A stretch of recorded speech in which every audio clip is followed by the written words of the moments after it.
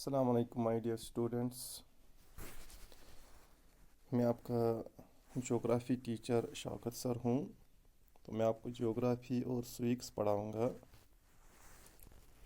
तो आज हम ज्योग्राफ़ी का जो पहला चैप्टर है that is resources and development या रिसोर्सेज, यही उठाएंगे हम। तो सबसे पहले हमें पता होना चाहिए कि एक रिसोर्स क्या होता है, रिसोर्स हम किसको कहते हैं। तो एनी ऑब्जेक्ट और सब्सटेंस, चाहे वो लिविंग हो या non living, that has utility, जिसकी कोई यूजिबिलिटी होती है, यूटिलिटी होती है, उसको हम रिसोर्स कहते हैं। तो बेटा ये रिसोर्स की डिफिनीशन है, एनी ऑब्जेक्ट और सब्सटेंस लिविंग और non living that has utility is known as resource. उसके बाद अगर आप देखेंगे ये जो रिसोर्सेस होते हैं, जितने भी रिसोर्सेस इस कायनात में हैं, उन सब का कुछ ना कुछ वैल्यू होता है।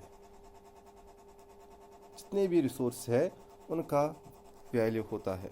Value simply means worth. Value simply means worth, कुछ कीमत, कदर कीमत होती है इसकी। तो कुछ रिसोर्सेस का कुछ इकोनॉमिक वैल्यू होता है, रिसोर्स का कुछ इकोनॉमिक वैल्यू होता है, लेकिन कुछ रिसोर्सेस का इकोनॉमिक वैल्यू नहीं होता है, सम डू नॉट। लेकिन दोनों, बोथ, जिनका इकोनॉमिक वैल्यू है और जिनका इकोनॉमिक वैल्यू नहीं है, ये दोनों हमारे लिए इम्पॉर्टेंट है। एंड दोनों ये जो है they satisfy human needs, they satisfy our needs. तो ऐसे भी हम कह सकते हैं रिसोर्स की definition, anything that satisfy our needs और that satisfy human needs is called a resource. तो सम कुछ रिसोर्स जो है with the passage of time they become economically valuable. मतलब कुछ टाइम के लिए वो वैल्यूबल नहीं होते हैं, उनका कोई वैल्यू नहीं होता है, लेकिन धीरे धीरे जब डिस्कवरी होती है, जब हमारे पास टेक्नोलॉजी आती है, तो इस रिसोर्स का हमें कदर कीमत, इसकी वैल्यू हमें पता चलती है। तो इस तरह से जो टाइम और टेक्नोलॉजी होती है, टाइम एंड टेक्नोलॉजी, तो these are the important factors that change substance into resource.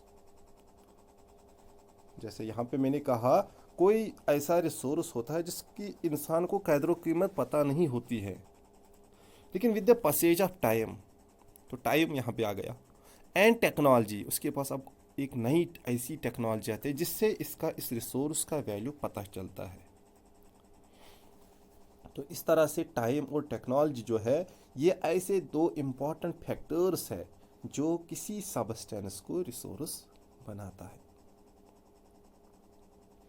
तो इस तरह से हर कोई जो डिस्कवरी या इन्वेंशन होती है, it leads to many others. अब बेटा ये जो रिसोर्सेस होते हैं, इसके बहुत सारे टाइप्स होते हैं। तो अब हम पढ़ेंगे टाइप्स ऑफ रिसोर्सेस। तो जनरली अगर आप देखेंगे ब्रॉडली, रिसोर्सेस को हम तीन टाइप्स में डिवाइड करते हैं और तीन कैटेगरीज में डिवाइड करते हैं। Number one is natural, number two is human made, and number three is human resource. Natural resources, human made resources and human resources. तो यहाँ पे ग्राफिकली आप समझ सकते हो types of resources, natural, human, human made. अब जो natural resources है, इसकी आप टाइप्स निकलते हैं, एक बहुत बड़ी लंबी कतार है इसकी। सबसे पहले classification of natural resources on the basis of origin. तो on the basis of origin resource के दो टाइप्स निकलते हैं, biotic and abiotic. On the basis of origin, तो बायोटिक रिसोर्सेज आपने पढ़ा भी होगा साइंस में भी, are those resources which include the world of living things. तो बायोटिक में सारे जितने भी लिविंग थिंग्स आते हैं, जो कुदरत ने, जो अल्लाह ताला ने पैदा किए हैं, वो बायोटिक में आते हैं। तो एबायोटिक में वो सारे रिसोर्सेज आते हैं जो अल्लाह ताला ने इस कायनात में रखे हैं, लेकिन जो नॉन लिविंग हो। तो बायोटिक में लिविंग आते हैं, एबायोटिक में non living. Biotic for example animals, human beings, birds, insects, तो ये सारे आते हैं बायोटिक में। एबायोटिक में air, water, land extra. Number 2 is on the basis of utility. On the basis of utility. On the basis of utility, resource के दो types निकलते हैं, रिन्यूएबल एंड नॉन रिन्यूएबल। तो यहाँ पे बेटा ये ग्राफिकली है, तो यहाँ पे ये समझाया भी है मैंने यहाँ पे। तो यहाँ पे मैंने दिखाया natural resource are those resources that are drawn from nature. जो पहले नेचुरल रिसोर्सेज आए वो रिसोर्सेज जो नेचर से हमें मिलते हैं, जो कुदरती तौर पे इस कायनात में हैं, जिनका ह्यूमन बींग्स का, जिनको बनाने में कोई भी हाथ नहीं रहता है, जैसे एयर, वाटर, सॉयल, मिनरल्स, ये सारे नेचुरल रिसोर्स। अब नेचुरल रिसोर्स जो मैंने कहा बहुत सारे टाइप्स निकलते हैं। सबसे पहले on the basis of origin, या ऑन द बेसिस ऑफ, यहाँ पे मैंने लिखा है development of use, origin, renewability and distribution. तो on basis of level of their development and use, resources को हम दो हिस्सों में डिवाइड करते हैं, एक्चुअल रिसोर्सेज, पोटेंशियल रिसोर्सेज। तो एक्चुअल रिसोर्सेज वो रिसोर्सेज होते हैं जिनकी क्वांटिटी हमें मालूम होती है कि कितने हैं, और जिनको हम प्रेजेंटली इस्तेमाल भी करते हैं, जैसे कोल, पेट्रोलियम। तो those resources whose quantity is known to us and which are being used at present, like coal and petroleum. Potential resources are those resources whose entire quantity may not be known. उनकी पूरी quantity हमें पता नहीं होती है कितनी है, और these are not being used at present. Technology नहीं होगी इंसान के पास तो वो हम इस्तेमाल नहीं करते हैं प्रेजेंटली, लेकिन फ्यूचर में क्योंकि धीरे धीरे इन्वेंशंस होते हैं, डेवलपमेंट होती है, वो हम इस्तेमाल कर पाएंगे। तो सेकंड मैंने कहा on the basis of origin, source के दो टाइप्स, बायोटिक एंड एबायोटिक। तो biotic resource include all the living things like plants, animals. Abiotic resources तो या थे सारे जो नॉन लिविंग थिंग्स होते हैं, like soil, rocks, minerals extra. तो अब on the basis of renewability natural resources continue है। On the basis of renewability natural resources को हम डिवाइड करते हैं दो हिस्सों में फिर से, renewable and non renewable resources. तो रिन्यूएबल रिसोर्सेज क्या होते हैं? These are those resources which can get renewed और रिप्लेनिश्ड क्विकली, जो जल्दी मतलब बनते हैं फिर से, like solar and wind energy, जो कि अनलिमिटेड भी होते हैं। नॉन रिन्यूएबल रिसोर्सेज वो रिसोर्सेज है जो कि लिमिटेड स्टॉक होती है, जो लिमिटेड क्वांटिटी में मौजूद होते हैं इस कायनात में, which have a limited stock.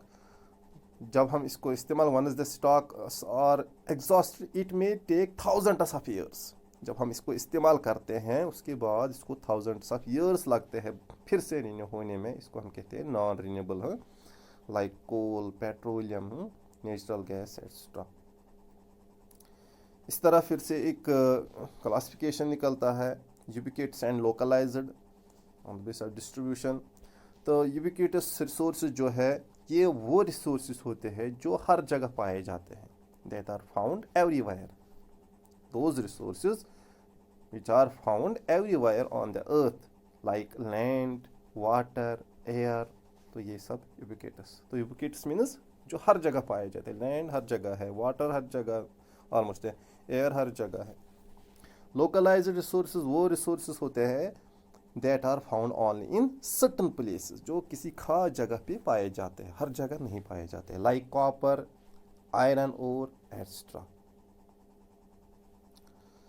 तो अब जो ये डिस्ट्रीब्यूशन होता है ये रिसोर्सेज का, डिस्ट्रीब्यूशन नेचुरल रिसोर्स का, it depends upon number of physical factors. मतलब ये जो फैले हुए हैं इस दुनिया में, इस कायनात में, ये रिसोर्सेज, इसका ये जो फैलाव है ये डिपेंड करता है कुछ फैक्टर्स पे, लाइक टेरेन, कि वहाँ पे ज़मीन कैसी है, फ्लैट है, प्लेन है, प्लेट्यू है, माउंटेन है, या और कुछ। ऑन द दूसरा फैक्टर है क्लाइमेट, वहाँ पे किस किस्म का मौसम है, किस किस्म का क्लाइमेट है, हॉट है, कोल्ड है, टेम्परेट है, इस तरह है altitude, height above sea level. तो ये जो रिसोर्सेज का डिस्ट्रीब्यूशन है throughout the world, it is unequal, हर जगह नहीं पाए जाते हैं। ऑलमोस्ट सारे रिसोर्सेज हो, they are distributed unequally on the earth surface. Thank you, have a nice day, खुदा हाफिज़।